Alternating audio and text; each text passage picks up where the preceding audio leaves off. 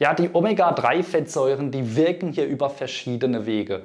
Sie regulieren den Hormonhaushalt, die stärken das Immunsystem und die hemmen auch direkt die Bildung von Entzündungsbotenstoffen. Auch Übergewicht wirkt nämlich stark entzündlich auf den Körper.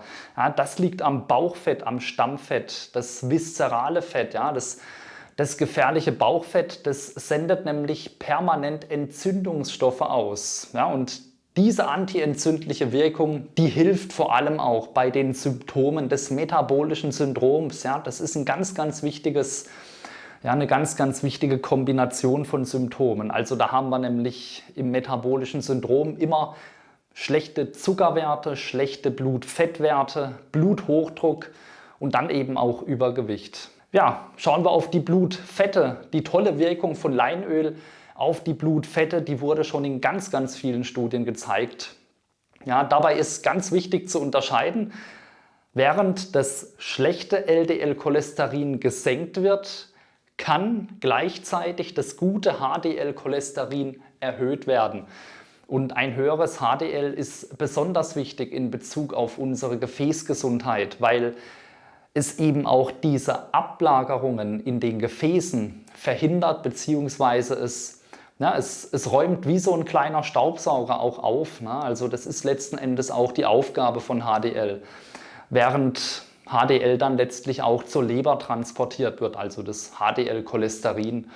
Und durch den geringeren Anteil an LDL im Blut, da sinkt auch gleichzeitig die Wahrscheinlichkeit, dass es überhaupt zu diesen Entzündungen und in der Folge zu diesen Ablagerungen an den Gefäßwänden kommt. Ja, neben Leinöl haben hier auch die Leinsamen übrigens eine ganz tolle, eine ganz spannende Wirkung, wie ich finde. Bei Leinsamen, da kommt noch der Aspekt Ballaststoffe dazu. Das haben wir natürlich in einem Öl nicht drin, das ist klar.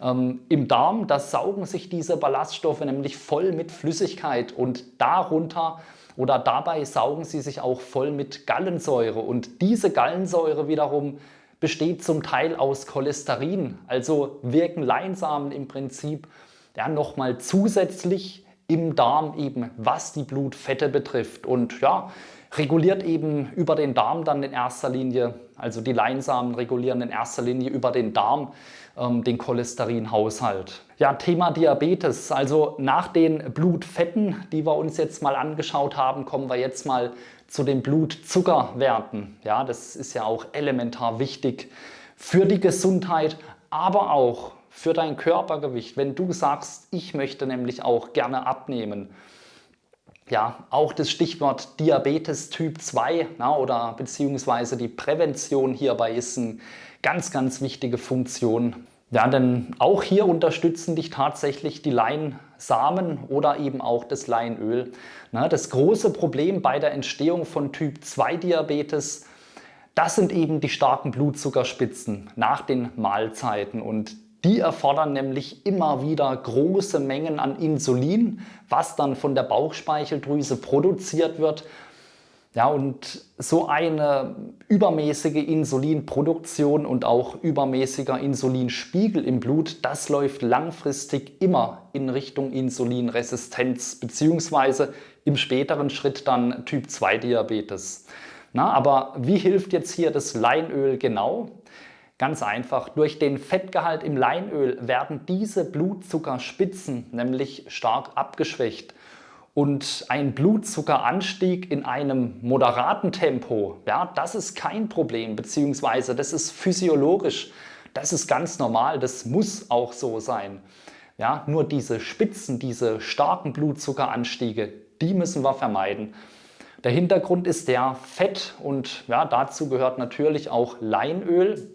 Verlangsamt insgesamt die Verdauung. Ja, Fett ist ja, sehr schwierig zu verdauen für den Körper, also sehr aufwendig und dadurch wird dieses ganze Verdauungstempo verlangsamt. Also du kennst es sicher, wenn du mal ja, einen fetten Schweinebraten zum Beispiel gegessen hast, ja, oder irgendein anderes fettes Gericht. Also das liegt, oder ein Döner ist auch ein tolles Beispiel mit diesem fetten Fleisch. Das liegt eine ganze Weile, liegt es wie so ein Stein im Magen. Also das dauert wirklich lange, bis es verdaut ist. Und Ja, diese Wirkung, also diese verlangsamende Verdauungswirkung durch Fett, die beginnt eben schon weit vorne im Verdauungstrakt, also im Magen.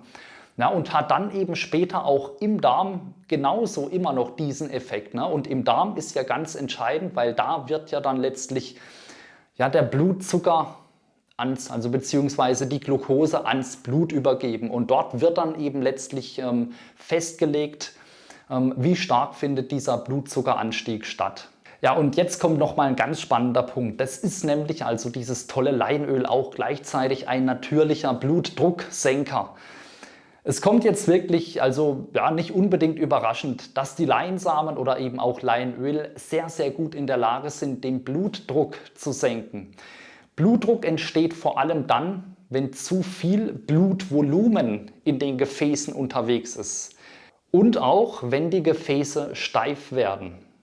Auf das Volumenproblem, also da hat das Leinöl keinen Einfluss, na, das muss man sagen.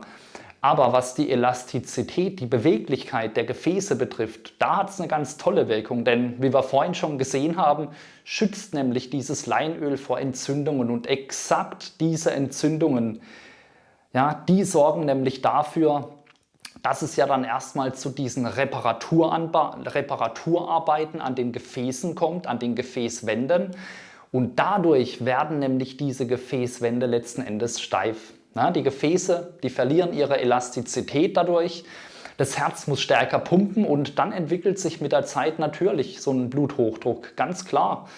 Und ich finde es wirklich faszinierend zu sehen, wie bestimmte Lebensmittel oder in dem Fall ein einziges Lebensmittel schon so vielfältig auch wirken kann. Ja, und vor allem auch in der Lage ist, dieses gesamte komplexe Thema metabolisches Syndrom zu lindern und wirklich auch deutlich zu verbessern. Ja, die Qualität, dazu auch mal noch ein paar Worte, die spielt beim Leinöl natürlich auch eine sehr große Rolle, weil nur so kann das Leinöl auch seine optimale Wirkung entfalten. Also die mehrfach ungesättigten Fettsäuren, die sind leider sehr, sehr empfindlich und daher solltest du das Leinöl auch unbedingt kühl und dunkel lagern. Ja? Sonst oxidieren diese Fettsäuren und dann schmeckt es nämlich schnell ranzig. Das ist dann wahrscheinlich auch der Grund, wieso ja, doch einige Menschen sagen, ihnen schmeckt Leinöl nicht.